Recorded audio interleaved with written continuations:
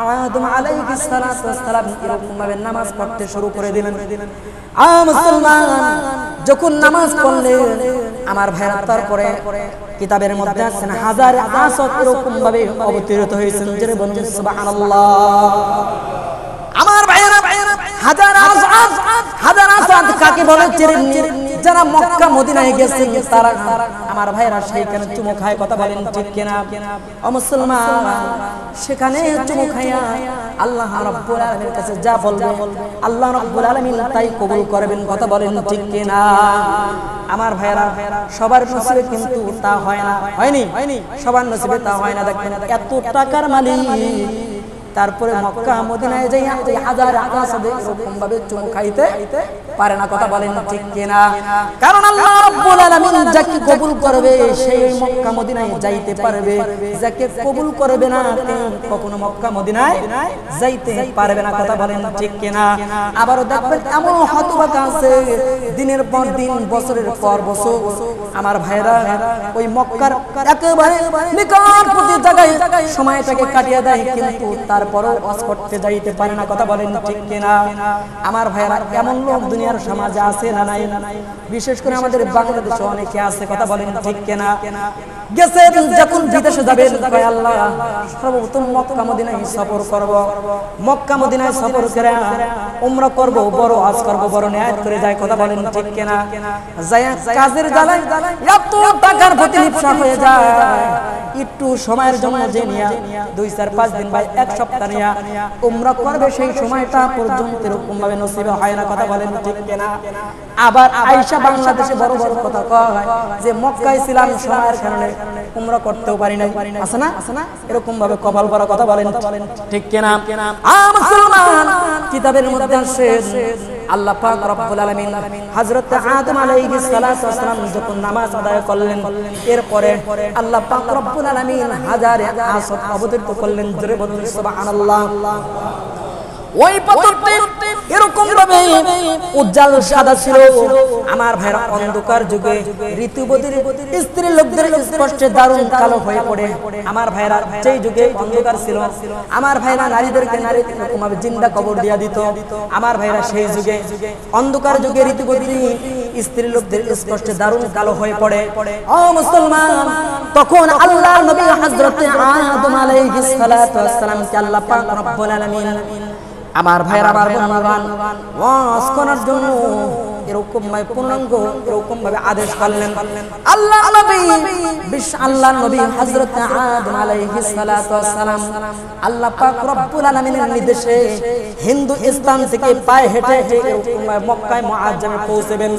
কিন্তু তৎকালীন যুগে আল্লাহ নবী হযরত আদম আলাইহিস সালাতু ওয়াস সালাম মক্কায় মুআজ্জামে এরকম ভাবে তিনি চেনেন না। আমার ভাইরা, কি তিনি চেনেন না? তখন আল্লাহ পাক রব্বুল আলামিন একজন ফেরেশতা হযরত আদম আলাইহিস সালাতু ওয়াস সালামকে রাস্তা দেখানোর জন্য এরকম ভাবে নির্যাতন করে দিলেন। জোরে বলুন সুবহানাল্লাহ। হযরত আদম আলাইহিস সালাতু ওয়াস সালামকে এরকম ভাবে হুকুম করলে, আদম তুমি মক্কায় মুআজ্জামে এরকম জায়গায় তুমি অসম্পূর্ণ করো। আল্লাহ নবী হযরত আদম আলাইহিস সালাতু ওয়াস সালাম তার বাসস্থান ছিল হিন্দুস্তান থেকে, সেখান থেকে তিনি পায়ে হেঁটে মক্কায় মুআজ্জামে পৌঁছবে, কিন্তু তিনি মক্কা মদিনা চেনে না। তখন আল্লাহ পাক রব্বুল আলামিন একজন নবীকে এরকম ভাবে পথ দেখানোর জন্য একজন ফেরেশতা এরকম ভাবে নির্ধারিত করে দিয়েছিলেন। জোরে বলুন সুবহানাল্লাহ। আমার ভাইরা, যখন এই ফেরেশতা এরকম ভাবে আমার ভাইরা নির্ধারিত করে দিলেন, ওই ফেরেশতা পথ চিনিয়া আল্লাহ নবী হযরত আদম আলাইহিস সালাতু ওয়াস সালামকে মক্কায় মুআজ্জামে পৌঁছে দিলেন। যখন তিনি মক্কায় মুআজ্জামে যাই এরকম ভাবে পৌঁছানোর সঙ্গে সঙ্গে এরকম ভাবে আল্লাহ পাক রব্বুল আলামিন হুকুম আসলেন, হে আদম তুমি এরকম ভাবে এরকম ভাবে সম্পূর্ণ করো। আল্লাহ নবী হযরত আদম আলাইহিস সালাতু ওয়াস সালাম আল্লাহ পাক রব্বুল আলামিনের হুকুমে এরকম ভাবে ওয়াজ করতে শুরু করে দিলেন। আমার ভাইরা, ওয়াজের পর্ব যখন এরকম ভাবে সম্পন্ন করলেন, তখন একজন ফেরেশতা এসে আল্লাহর নবী হযরত আদম আলাইহিস সালাতু ওয়াস সালামকে ডেকে বলে, হে আদম, আল্লাহ পাক রব্বুল আলামিন আপনার ওয়াজ কবুল করেছেন। জোরে বলুন সুবহানাল্লাহ। আমার ভাইরা, যখন এই কথা বনান বনে হযরত আদম আলাইহিস সালাতু ওয়াস সালাম এরকম ভাবে অবাক হয়ে ফেরেশতার দিকে তাকায় আছে। ফেরেশতা বলতেছেন, আদম, আমরা আপনার 2000 বছর পূর্বে এরকম ভাবে ওয়াজ সম্পন্ন করেছি। জোরে জোরে চিৎকার দিয়ে বলুন সুবহানাল্লাহ। হযরত আদম আলাইহিস সালাতু ওয়াস সালামের 2000 বছর পূর্বে ফেরেশতারা ওয়াজ করেছেন। জোরে বলুন সুবহানাল্লাহ। আমার ভাইয়েরা, কিতাবের মধ্যে আসেন হযরত আদম আলাইহিস সালাতু ওয়াস সালাম কয়বার ওয়াজ করেছিলেন? আমার ভাইয়েরা, কে বলতে পারবেন? মানে হযরত আদম আলাইহিস সালাতু ওয়াস সালাম 40 বার ওয়াজ করেছিলেন। জোরে বলুন সুবহানাল্লাহ। আমার ভাইয়েরা, যখন তিনি এরকম ভাবে কিতাবের মধ্যে আসেন 40 বার ওয়াজ করলেন, ও মুসলমান, কিতাবের মধ্যে আসেন আমার ভাইয়েরা, নূহ আলাইহিস সালাতু ওয়াস সালাম সেই তুফান পর্যন্ত, আমার ভাইয়েরা, সেই তুফানে এরকম ভাবে বাইতুল মামুর আল্লাহ পাক রব্বুল আলামিন আসমানে উত্তোলন করলেন। জোরে জোরে চিৎকার দিয়ে বলুন সুবহানাল্লাহ। হযরত আদম আলাইহিস সালাতু ওয়াস সালাম, নূহ আলাইহিস সালাতু ওয়াস সালাম সেই তুফান পর্যন্ত ওয়াজ করেছিলেন। জোরে বলুন সুবহানাল্লাহ। নূহ আলাইহিস সালাতু ওয়াস সালাম সেই নৌকার তুফানের ঘটনা আপনারা শুনছেন না?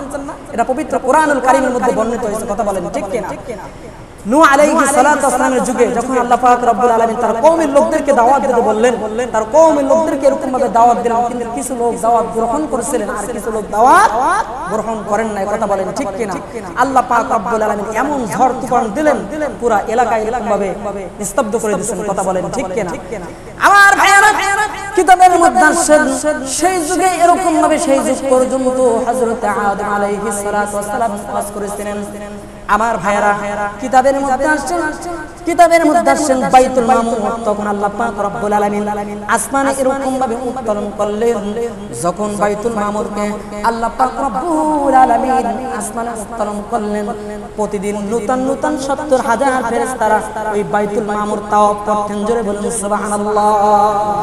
আমার ভাইয়েরা, এরপরে পরবর্তীতে আল্লাহ পাক রব্বুল আলামিন যখন বাইতুল মামুরকে উপরে আসমানে উত্তোলন করলেন, তখন আল্লাহ পাক রব্বুল আলামিন আল্লাহর নবী হযরত ইব্রাহিম আলাইহিস সালাতু ওয়াস সালামকে এরকম ভাবে কাবা শরীফ পূর্ণাঙ্গ নির্মাণের এরকম ভাবে নির্দেশ প্রদান করলেন। জোরে বলুন সুবহানাল্লাহ। মুসলমান, যখন এরকম ভাবে কাবা শরীফের স্থানে বাইতুল মামুর ছিলেন, এখন তো কোনো ঘর নাই। কথা বলেন ঠিক কিনা? তুফানের কারণে ধ্বংস হয়ে গেছেন। আমার ভাইয়েরা, এখন তো সেখানে আবার আল্লাহ পাক রব্বুল আলামিন আল্লাহর নবী হযরত ইব্রাহিম আলাইহিস সালাতু ওয়াস সালামের মাধ্যমে কাবা শরীফ এরকম ভাবে নির্মাণ হবে। জোরে বলুন সুবহানাল্লাহ। আল্লাহ পাক রব্বুল আলামিন আল্লাহর নবী হযরত ইব্রাহিম আলাইহিস সালাতু ওয়াস সালামকে ডেকে ডেকে বলে, ও ইব্রাহিম, তুমি কাবা শরীফ এরকম ভাবে নির্মাণ করো।